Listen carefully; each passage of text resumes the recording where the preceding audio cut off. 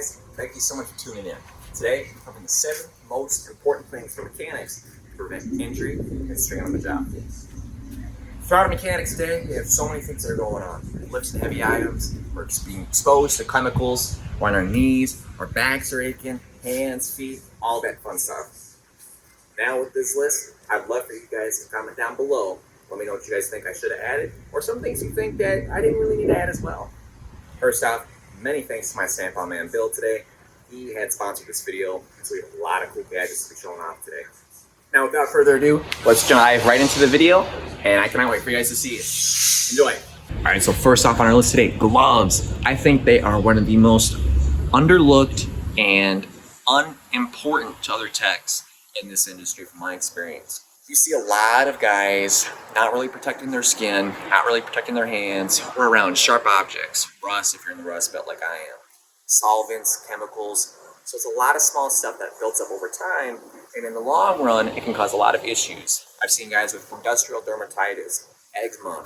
Even some guys have kind of a carpal tunnel and arthritis. Now that's not from chemicals and all that stuff, but it just shows how often we use our hands all the time, and it can cause some long-term effects. For the chemicals, solvents, and all that stuff, first thing comes to mind, rubber gloves. Real basic, you see guys with these all the time. I've seen orange, some cool colors, some reds. I personally had the orange ones for a while, but they were like 30 bucks a box. I didn't really feel like spending it that much longer, so I just ended up using what the shop had provided. These are nothing fancy. You can see them anywhere. You find them anywhere. They're extremely protective against chemicals like brake clean and solvents and all that stuff. Now, you'll also see a lot of guys with dirty hands. They'll spray the brake clean on their hands. That's going to ruin your skin a long time. I've seen guys with real serious problems on their hands. It's this dermatitis, as I was mentioning before. Now, with the sharp objects and kind of, you're really wrenching on something hard, that's when these guys come in. Now, with the wrenching, as I was mentioning, the impact style with the padding on the knuckles, fingers, and all that, fantastic. Really fantastic. You provide some kind of a palm padding right here, so that way your hands aren't always in direct contact. There's some kind of cushion between those. Now, on the other hand, these are my mechanics. They are beat to crap, but they're super cheap. They're 20 bucks. I don't care. Throw them on. Do your thing. Throw them off. Fantastic for maybe heavier items and all that. Fantastic for grabbing something sharp. You're not going to be worried about your skin being cut up easily. So gloves are a super important investment, and I think every mechanic and technician should be having those in their toolbox at all times. Now, a cool little trick I found out, and I've been using it for a long time, is doubling up. So let's say I'm extracting something from maybe the manifolds. I'm doing a stud. I'm not going to be throwing on the welding gloves because they're super bulky, right? I'm going to throw on my rubber glove, and then on top of that, the mechanic's glove. I noticed the heat dissipation from that stud through the glove so much better. It takes a long time for you to feel that heat, so you're really just able to be nimble with your fingers, keep the dexterity, but at the same time, you're protected. Now, the last section of gloves, kind of no-brainer, but your welding gloves. You can get super cool ones from Snap-on, Matco. They have cool designs on them. They're super gnarly. But you can also get your standard, just Miller welding gloves or any other brand. It doesn't matter. You have your MIG, TIG. You guys can do the research. Long story short, it's just to protect your hands from welding. We don't do a whole lot of welding in the dealership setting. I've done some extractions on bolts, fixed a few things, but I don't really seem to be using them a lot. I just use the double up method. So that's one of those things where I don't 110% agree that you must have, but a really nice to have type of equipment. Next up, ear protection. Lots of options, very simple. Ear protection is also one of those things that are extremely underlooked. Tinnitus, the ear ringing, I have heard pretty much every single technician, including myself, that have complained about it from either a minor case to a really severe case, especially the older mechanics and the technicians that have been around for a really long time. Just go ahead and ask them. They'll laugh and they'll say, yep, that's just how it is. Now, when it comes to the ear protection, you see kind of two variants. I see the really cheap earplugs, throw them in, forget about them, throw them out. No big deal. Or the other variant, kind of the headphone styles. My guys out there that shoot for hobbies, you'll be seeing a lot of these you know, kind of more expensive impact sport, you don't need that stuff here. The Blue Point, for instance, is kind of more of your basic standard earmuffs, nothing special to them. 3M, Blue Point, any other brand I've seen, they will be having the same kind of design and style. You can see here, there's nothing special to them. There's no volume, there's no batteries. You just throw them on, forget about it, and move on with life. A thing to keep in mind, some are adjustable. So if you kind of have a bigger head like I do, this one right here, it's gonna be a little harder to fit, but guess what? It's adjustable. So they move down, cover the ears real nice. This one here is like that shooter style like I was mentioning. You can hear people talking at room volume. These use batteries. Let's be honest, you're gonna forget that they're even on. Leave them, throw them back on, and we're not at a shooting range, we're in a shop. You just need to throw them on. We're using a grinder, air hammer. Some guys even use impacts and they throw on the headphones too. So, and especially you will want it when the one guy in the corner of the shop has brought in the rust bucket and they are using an air hammer for about 30 minutes straight. On a Monday morning especially. So you are gonna want that to keep your day happy. That's pretty much the gist of the ear protection. You will be getting that tendonitis a lot, especially with the loud impacts. I even spoke to one technician a long time ago. He went in for a driver's test, and you know how they do like the vision and the ear testing to see if you can hear the beeps on either side. He actually had lost hearing more in his left than his right because he was left-handed, so he used the impacts, air hammers, and all that stuff, and he was not a guy that used the ear probe. Something to consider there if you're really interested. Now this one I think is super, super overlooked. We're talking about knees in this one, knee pain. We got a lot of guys that have bad knees, bad backs, and all that stuff. Different reasons and different whys, but the biggest thing I don't see a lot of people using are foam mats. You can get a lot of different kinds of foam mats. I've seen really tiny ones, really big ones. You just saw that little clip right there. But the biggest thing is make sure it's comfortable. Right? Make sure it's really comfortable. You're going to be getting down on your knees every single day on the concrete, on gravel, on things that are not comfortable with your bones. You know, you're getting down to that hoist, you're swinging that hoist arm out, getting underneath the car. Your knees probably feel fine now, but especially when you get older, 30, 40, such, you're gonna be really feeling it every single time. This one right here, super thick foam. It's actually really squishy and I love this one a lot. It was $12 at Menards. You throw it down, sit on it, kneel on it. It's great for if you're doing something quick on the ground, like you're setting up the hoist, or if you just want to sit down as you're tinkering around underneath the dash. They're fantastic options to have. But if you're looking for something really big, kind of have a little bit more of a taste in your design, this one from Snap-on right here is pretty freaking massive. If I had to guess, it's about 2.5 feet long, almost 3. So get your cool little Snap-on logo there. Now another one I thought that was kind of a little gimmicky, knee pads. I did not know Snap-on even sold knee pads. These look like them little skater ones you put on for your 8-year-old boy as he's out scootering or skateboarding. These are an option though, if you're really interested. I personally don't see a lot of guys out in the field with knee pads. I just have never seen that once. Maybe you guys do. Let me know in the comments below because I would love to hear about that. But long story short, you're really going to see a lot more of your foam mats. You just throw them down, kneel on them, get up, done, you're quick. Maybe the heavy industrial guys use them. I don't know. I've never seen them. So I just thought that was kind of cool, something silly. Next up on the list, creepers. There's 3 main kinds. You have your in-dash, that's going to be underneath the steering wheel, kind of working on actuators for the HVAC system, wiring and all that such. That is an option. Your floor creepers, you're going to see a lot of these ones around. They have different styles. Super cheap, super expensive. We'll go into depth and clarify why yes or no for either or. And the third option, you have the Topside Creepers. Great for the big trucks that you have to lean over a lot on. It really helps minimize any kind of pain in your kind of stomach area, your kind of upper pelvis. You know, you're punching over on that little top radiator support. It's going to be digging into you, especially if you're a bigger guy. It really is going to be feeling a lot more in that little section there. So without further ado, let's go ahead and cover the top 3 creeper styles. Now, since we have the Topside Creeper all set up, let's go ahead. We'll just cover this one right away. This one is just name brand Topside Creeper. I've seen a lot of nicknames for them, but we'll just call it for what it is today.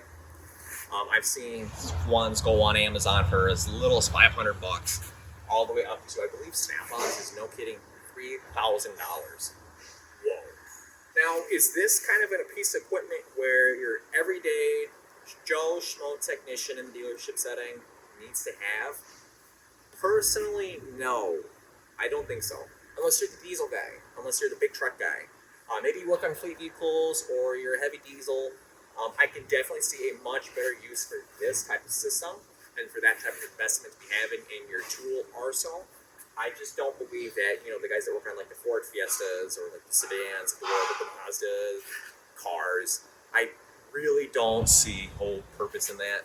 I think to be kind of wasting your money. You're going to use that maybe once a year, twice a year if you're lucky. However, once again, if you're working on the big trucks, fantastic to have. It might be a little bit more of a shop tool as well. I know that our shop currently has 2 of them. This is one of them right here, as you can see, and it is a shop-owned tool. However, it does not hurt to have your own if you use them that often. Now, if you're looking at this thing and going, what the heck, I've never seen a Topside Creeper, they're really cool. They slide in and out. You can get up really close to the truck that you're working on, and they do have locking wheels in the rear to help minimize the thing from shifting around. However, once you get up top, you're leaning over and all that stuff, you're gonna be having a weight distribution problem. Center of gravity is gonna be changed.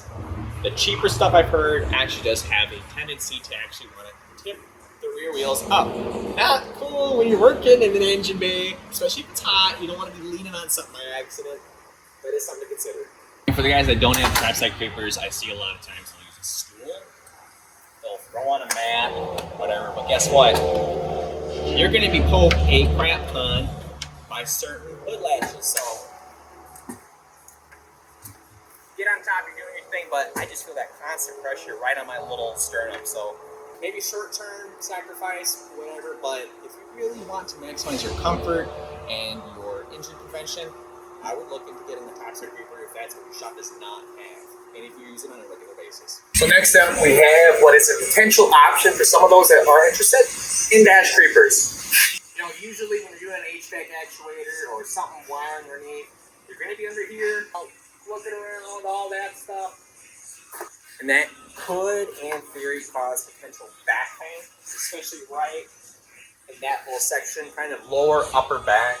I can see that being a problem for some people that have genuine discomfort with that. Now, do I have an in-dash creeper? Have I seen people use an in-dash creeper? Never. But I know there are people out there that actually do use them, and some of them swear by them. I've just never had the experience to actually try it out myself. I can see it being kind of cool on maybe like the smaller cars that are really low to the ground. So you're not at such an awkward angle. You have the foam padding on your back. You're pretty comfortable. One question I do have for you guys that have them, do they get in the way of the seat? I've always wondered that because I feel like if you're putting something really large in the seat, and especially, the actuators, you're going to be moving, you're going to be twisted up in there like you're playing Twister. Does that ever get in the way? Let me know in the comments below. I would love to hear that. That is an option if you guys are ever wondering, how can I minimize the pain on that? One way I like to do, if it's a real pain in the ass car, again, foam mat, right where the rocker especially is. That's kind of where the highest contact point for me personally is. I put it right there. Forget about it. It's just going to be uncomfortable anyway because you're under the dash. Some of the older technicians I know just won't even work on it. I know, especially if you are a larger man or woman, that's going to be a little bit more uncomfortable. You're in a tighter, confined area. I personally have really wide shoulders. I'm going to be stuck like this. My neck hurts, my shoulder hurts. So that is something to think about too. Now, one, I feel like I don't really need to cover a whole ton in. It's just kind of when you think of a technician, mechanic, this pops into your mind. The floor creepers, they're awesome. You're gonna keep yourself clean, first off. You're not gonna be soaked in the oily, wet, especially if you're in kind of the wintry areas of the United States. And globally too, I guess. But especially with the wintry areas of the world, you're gonna be soaked. You got a wet uniform all day long, now you're crabby.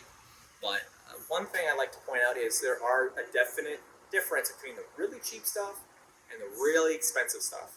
So with the cheap stuff, we're talking about maybe the performance tool creepers. I've seen them anywhere between on sale for $20 all the way up to about 60 bucks. So we're talking about less than $100 for a creeper. They're usually made out of plastic. The wheel casters, they're fine. I wouldn't even really say okay, they're just fine. They do the job.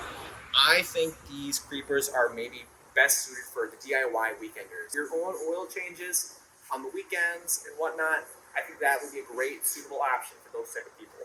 However, if you are in the field like I am, you're using it every single day, you are really busting up the equipment that you use, hand tools, your equipment, all that stuff, personal stuff, really look into investing into a nice creeper. I did ask my Snap-on man, Bill, if he had a creeper. He said, I have gone through so many of them, I'm sold out, they're that popular. But I did ask him what are the difference between, you know, the cheap stuff versus like the Snap-on, for example.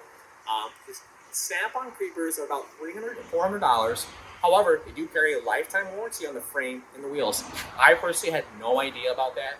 That was very interesting to me. I actually bought a $20 performance tool creeper, and you can see right here, the casters have snapped off in the middle.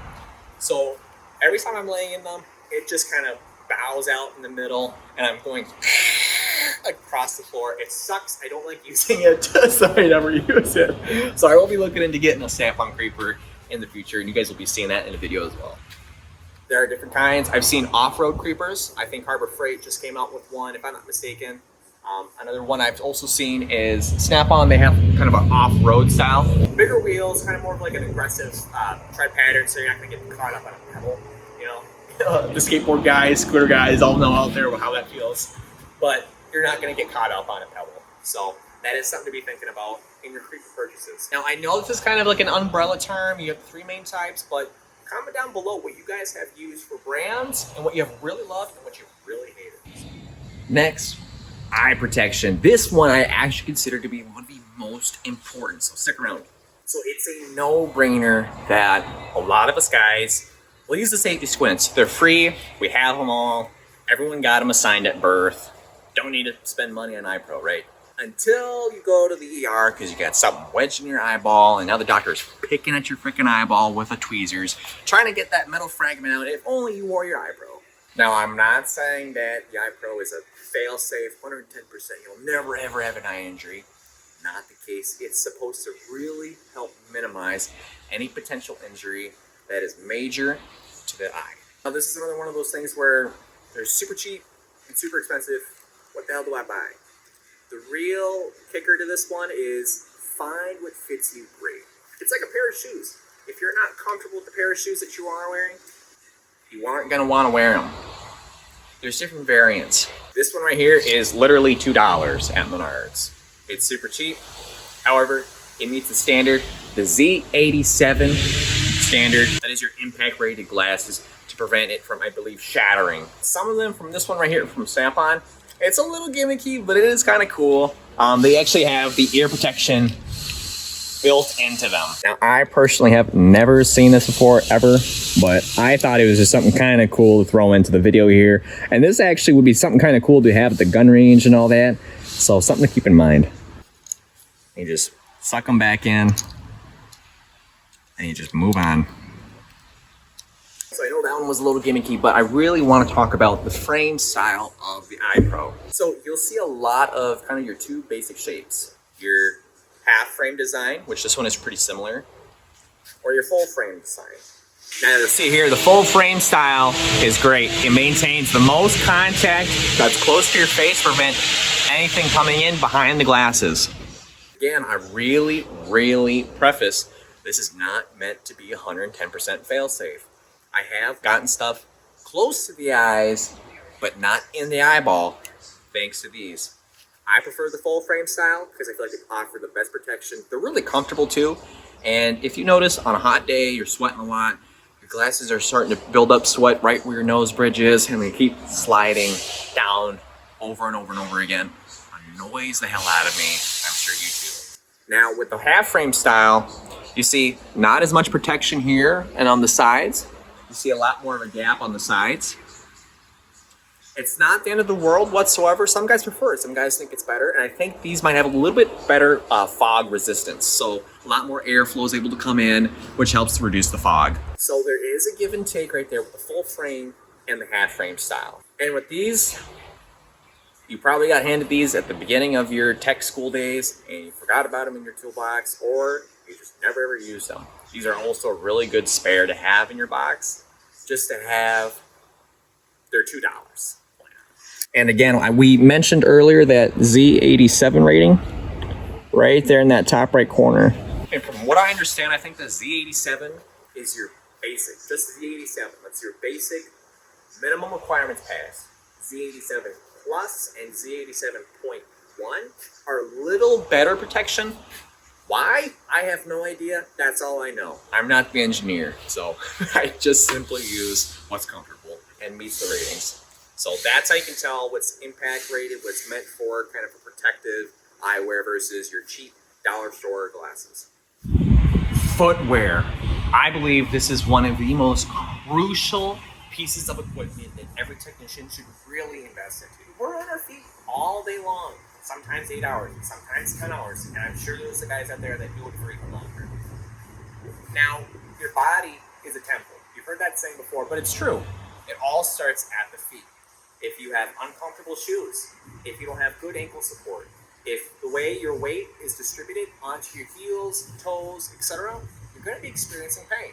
Now, usually this can translate into kind of lower back pain, upper back pain, hips, knees, joints, all that stuff. I personally, in my first few years, I used these Red Wing boots.